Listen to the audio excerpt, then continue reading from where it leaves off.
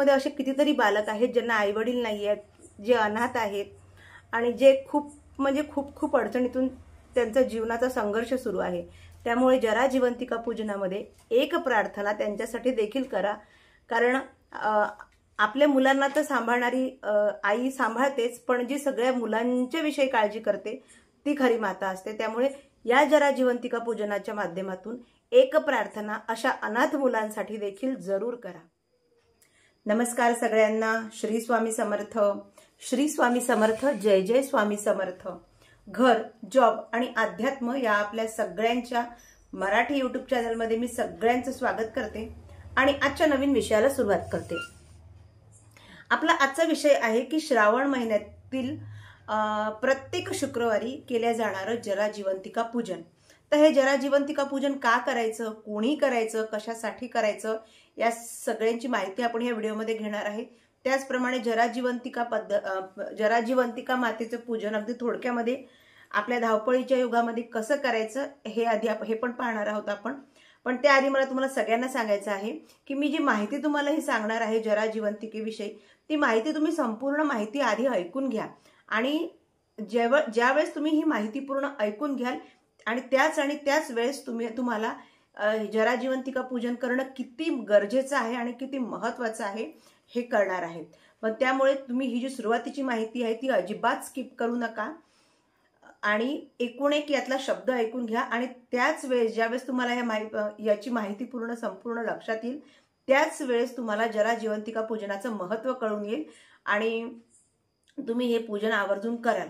पूजन करण्याच्या आधी आपण सगळी याची माहिती घेऊन घेऊया। पण त्याआधी जर तुम्ही पहिल्यांदा असाल चॅनलवर, तुम्हाला असे व्हिडिओ पाहायला आवडत असतील तर चॅनलला नक्की सबस्क्राईब करा। जास्त न बोलता आपण आज माहिती घेतो आहे की जरा जिवंतिका पूजन श्रावण महिन्यातल्या प्रत्येक शुक्रवारी कसं करायचं। यावर्षीचा 2025चा श्रावण महिना हा शुक्रवारी सुरू होत आहे, त्यामुळे श्रावणातला पहिला दिवस हा शुक्रवार येतो आहे आणि पहिल्या शुक्रवारी आपल्याला जरा जिवंतिकेचं पूजन करायचं आहे। आता जरा जिवंतिकेचं पूजन का करायचं? सर्वप्रथम या सृष्टीमध्ये तमाम ज्या पण कोणी मातृ आहेत म्हणजेच या सृष्टीतल्या तमाम मातृशक्तींनी जरा जिवंतिका पूजन हे करायचं म्हणजे करायचंच आहे, करायलाच पाहिजे। याचं कारण असं आहे की जरा जिवंतिका पूजन हे फक्त आणि फक्त आपल्या संततीच्या संरक्षणासाठी केले जाते, संततीच्या प्रगतीसाठी केले जाते, संततीचा उद्धार होण्यासाठी केले जाते आणि त्यामुळे आणि आपल्या सगळ्यांना माहिती आहे स्त्री ही सगळ्यात आधी माता असते आणि स्त्री जी जन्मभर जे काही स्वप्न बघत असते ती आपल्या मुलांसाठी बघत असते आणि त्याचमुळे जरा जिवंतिका पूजन हे प्रत्येक म्हणजे सृष्टीतल्या तमाम मातृशक्तींनी केले जाणारं हे पूजन आहे आणि प्रत्येकाने करावंच। आज आपल्याला माहिती आहे आजचं जे जीवन आहे इतकं कठीण झालेलं आहे। आज आपले घराबाहेर पडणारे जे मुलं आहेत हे घराबाहेर पडल्यानंतर किंवा घरातही सुरक्षित आहेत याची आपण खात्री देऊ शकत नाही। जगामध्ये मुलांसोबत खूप विचित्र घटना देखील घडतात आहे।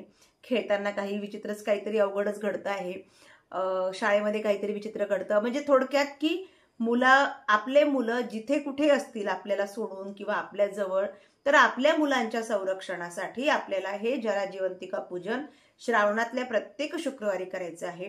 या जरा जिवंतिका पूजनामुळे ज्या ठिकाणी पण आपले मुलं असतील, काहींचे मुलं घरात असतात, काही शाळेमध्ये जातात, काहींची मुलं बाहेरगावी शिकायला जातात, तर ते ज्या ठिकाणी असतील त्या ठिकाणी त्या मुलांचं संरक्षण या जरा जिवंतिका पूजनामुळे होणार आहे। आता तुम्हाला वाटेल की मी खूप बोलते आहे, पण हा विषय खरंच खूप महत्त्वाचा आहे आणि आपला सगळ्या म्हणजे पालकांचा जीव आपल्या लेकरांमध्ये असतो, त्यामुळे प्रत्येक आईनी लेकरांसाठी हे पूजन करायचं असतं। आता आपण जरा जिवंतिका पूजन करण्याआधी या चित्राविषयी माहिती घेऊया आणि जेव्हा तुम्हाला ही माहिती कळेल त्याच वेळेस कदाचित तुम्हाला याचं महत्त्व देखील पटेल आणि त्यावेळेस तुम्ही जरा जिवंतिकेचं पूजन जरूर करा। तर हा जरा जिवंतिकेचा असा बघा हा फोटो असतो आणि या फोटोचं पूजन आपल्याला श्रावणातल्या प्रत्येक शुक्रवारी हे करायचं असतं। या फोटोमध्ये दिलेला आहे तुम्हाला बघा भगवान श्रीकृष्ण जे कालिया मर्दन करतानाचं दृश्य आहे। दुसऱ्यामध्ये तुम्हाला नरसिंह अवतार दिसतो आहे। तिसऱ्यामध्ये बघा एक लहानसं बाळ आहे आणि या दोघांना दोन स्त्रिया खेळवत आहे।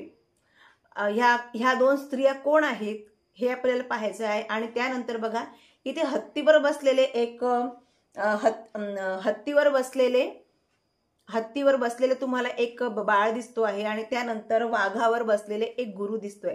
तर या संपूर्ण चित्राचा संबंध आपल्या मुलांशी कसा आहे आणि त्यामुळे आपल्याला याचं पूजन का करायचं आहे, ज्यावेळेस तुम्ही हे पूर्ण स्पष्टीकरण ऐकाल त्याच वेळेस तुम्हाला याचं महत्त्व कळणार आहे. त्यामुळे मला सगळ्यांना हेच सांगायचं आहे की तुम्ही व्हिडिओ अजिबात स्किप करू नका, ही माहिती बघून घ्या आणि मग जरा जिवंतिका पूजन कसं करायचं हे अगदी 1 मिनिटात पाहायचं आहे आपल्याला. तर बघा इथे आपल्याला या प्रतिमेचं पूजन जरा जिवंतिका म्हणून पूजन करायचं आहे. तर इथे तुम्हाला आपण माहितीये भगवान श्रीकृष्णाची आपण सगळेजण पूजा करतो, पण जरा जिवंतिका पूजनामध्ये भगवान श्रीकृष्णांचं हे हा फोटो का दिलेला आहे, तर याचं पूजन का करायचं आहे, तर याचं कारण असं आहे, हे जे दृश्य आहे हे दृश्य आहे कालिया मर्दनाचं दृश्य. तर कालिया मर्दन भगवान श्रीकृष्णांनी केव्हा केलं होतं, ज्यावेळेस ते आपल्या मित्रांसोबत खेळायला गेले होते आणि त्यांचा चेंडू यमुनेच्या डोहामध्ये पडला. त्यावेळेस चेंडू काढायला जाताना त्यांना हा कालिया मिळतो आणि त्या कालियाचं मर्दन हे भगवान श्रीकृष्ण करतात. म्हणजेच खेळायला गेलेल्या मुलांचं रक्षण भगवान श्रीकृष्णांनी येथे केलेलं आहे. म्हणूनच आपले मुलं जेव्हा बाहेर कुठे खेळायला जातात, मैदानावर, शाळेत, इतरत्र, तर खेळताना किंवा बाहेर कुठेही संचार करताना आपल्या मुलाचं संरक्षण हे भगवान श्रीकृष्णांनी करावं हे येथे अपेक्षित आहे. दुसरं चित्र आहे बघा, इथे दिलेलं आहे नरसिंह अवतार आणि इथे बघा हिरण्यकश्यपूचा वध आहे आणि भक्त प्रल्हाद इथे तुम्हाला दिसत आहे. तर या चित्राच्या मागचा हे चित्र इथे का दिलेलं आहे पूजनासाठी, तर भक्त प्रल्हादाच्या रक्षणासाठी. म्हणजे घरामध्ये जर का काही संकट आले, आता भक्त प्रल्हादाला आपल्याच घरामध्ये त्याच्या पित्याच्या रूपामध्ये संकट होतं, तसं भक्त प्रल्हादाला हिरण्यकश्यपच आपल्या घरामध्येच ते त्यांच्या मागे पडले होते त्यांना ठार मारण्यासाठी. ही कथा सगळ्यांना माहिती आहे. त्यामुळे आपल्याच घरामध्ये भगवान नारायणांनी आपल्या संततीचं रक्षण करावं, म्हणजे लहान मुलाचं रक्षण करावं, आपल्या बालभक्तांचं रक्षण करावं आणि जसा त्यांनी नरसिंह अवतार धारण करू त्यांनी आपल्या बालभक्ताचं त्याच्या घरामध्ये रक्षण केलं, तसंच रक्षण आपल्या संततीचं भगवान नारायणांनी येथे करावं, इथे हे अपेक्षित दिलेलं आहे. त्यानंतर बघा इथे 2 हे चित्र दिलेले आहेत. यामध्ये 2 ह्या स्त्रिया दिल्या आहेत. ह्या स्त्रिया कोण आहेत, तर ह्या स्त्रिया आहेत जरा आणि जिवंतिका. तिसरं चित्र आपल्याला दिसतं आहे, याच्यामध्ये तिसरं चित्र दिसत आहे बघा. इथे ह्या 2 स्त्रिया दिसतात आहे आणि ज्या 2 स्त्रिया आपल्याला ज्या 2 स्त्रिया ह्या बालगोपाळांना खेळवत आहे. तर ह्या 2 स्त्रिया कोण आहेत, तर एक आहे जरा आणि दुसरी आहे तिची मैत्रीण जिवंतिका.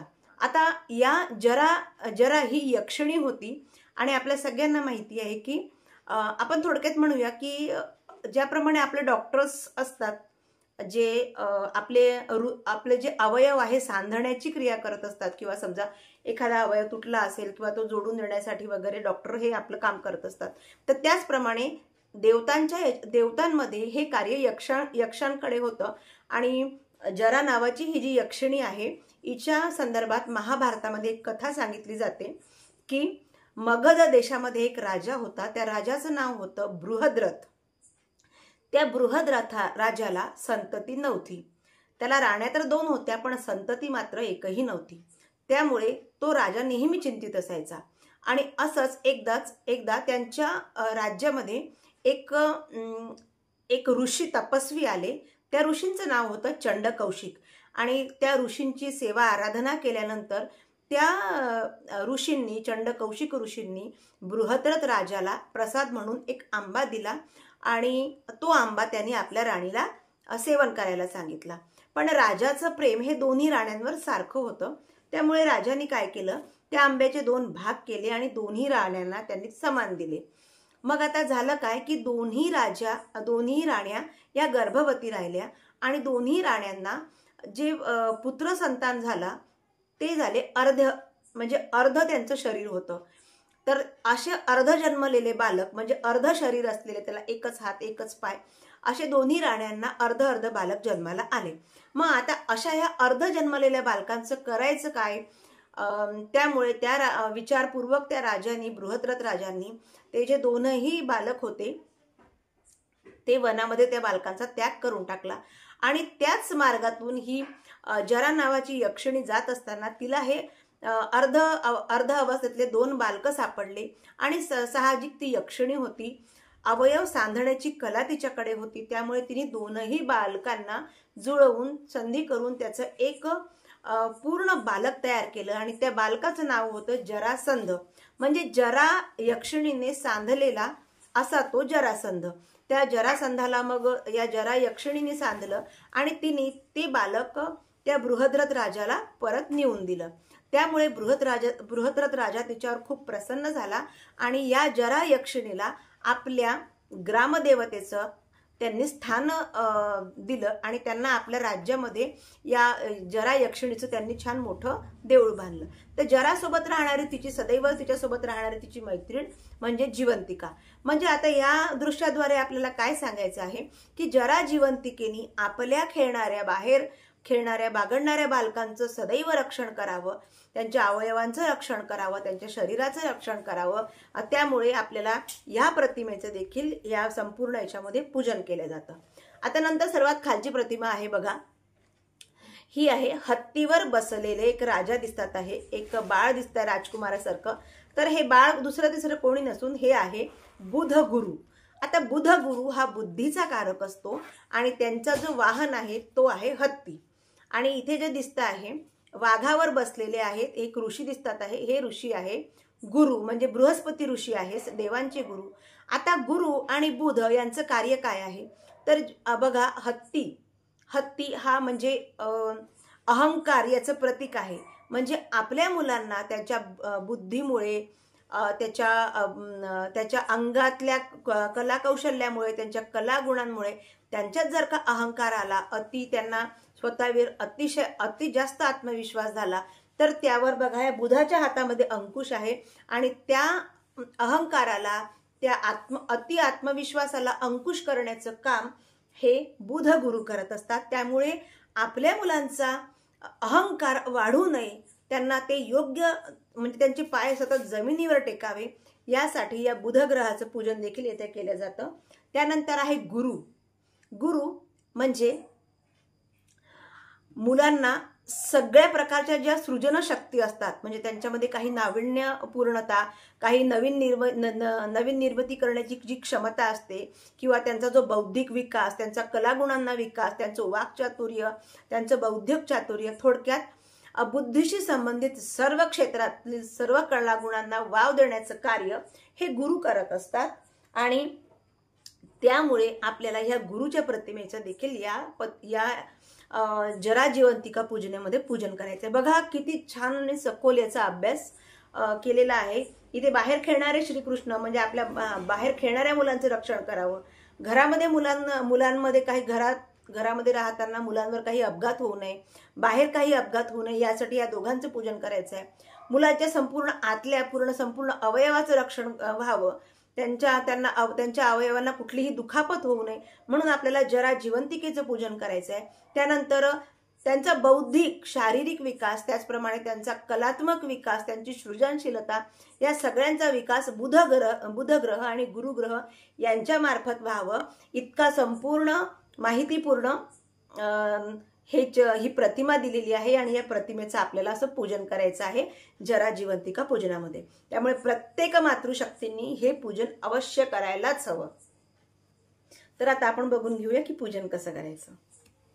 बघा, अशा पद्धतीने आपल्याला जरा जिवंतिकाचं हे जी प्रतिमा आहे, म्हणजे हा जो फोटो आहे, हा फोटो आपल्याला देवघरामध्ये तुम्ही एका भिंतीला चिटकून देखील ठेवू शकता किंवा नुसता शुक्रवारी तुम्ही मांडणी केली तरी चालेल. आता आपल्याला याचं पूजन कसं करायचं आहे तर पूजन करताना आपल्याला ज्या याच्यामध्ये स्त्री देवता आहे त्यांना आपल्याला हळदी कुंकू अर्पण करायचं आहे.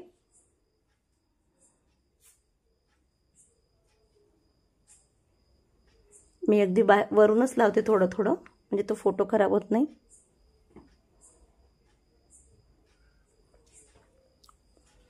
अक्षता अर्पण करायच्या. आणि जी पुरुष देवता आहे त्यांना आपल्याला थोडंसं अष्टगंध अर्पण करायचं आहे.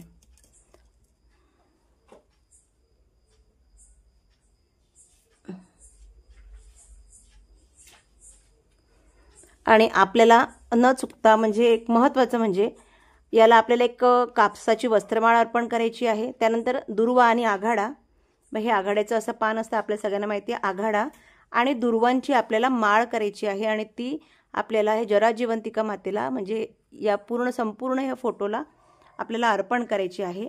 आणि नैवेद्य अगदी सोपा आहे। याला आपल्याला जे फुटाणे असतात त्याचे, आता यामध्ये मी फुटाण्याची डाळ ठेवलेली आहे, पण आपल्याला फुटाणे घ्यायचे आहे, दूध फुटाणे, आणि आपल्याला दूध आणि फुटाण्यांचा नैवेद्य आपल्याला अर्पण करायचा आहे। फूल असेल तर फूल अर्पण करायचं। अशा पद्धतीने आपल्याला जराजीवंतिका मातेचं आपल्याला आपल्या संततीच्या रक्षणासाठी आपल्याला पूजन करायचं असतं।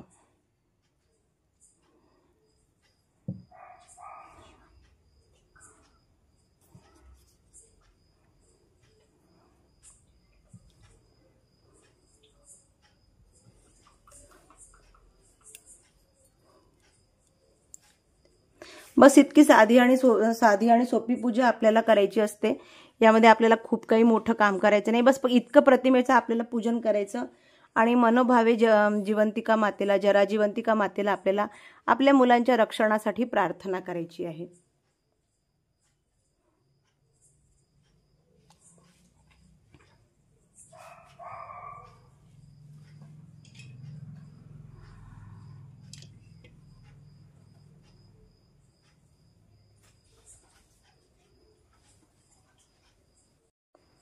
तर आशा करते तुम्हाला आजचा व्हिडिओ आवडला असेल। व्हिडिओ आवडला तर नक्की लाईक करा, चॅनलवर पहिल्यांदा असाल तर सबस्क्राईब जरूर करा, आणि याहीपेक्षा अत्यंत महत्त्वाचं म्हणजे जराजीवंतिका पूजन आपल्या मुलांच्या संरक्षणासाठी करायला विसरू नका।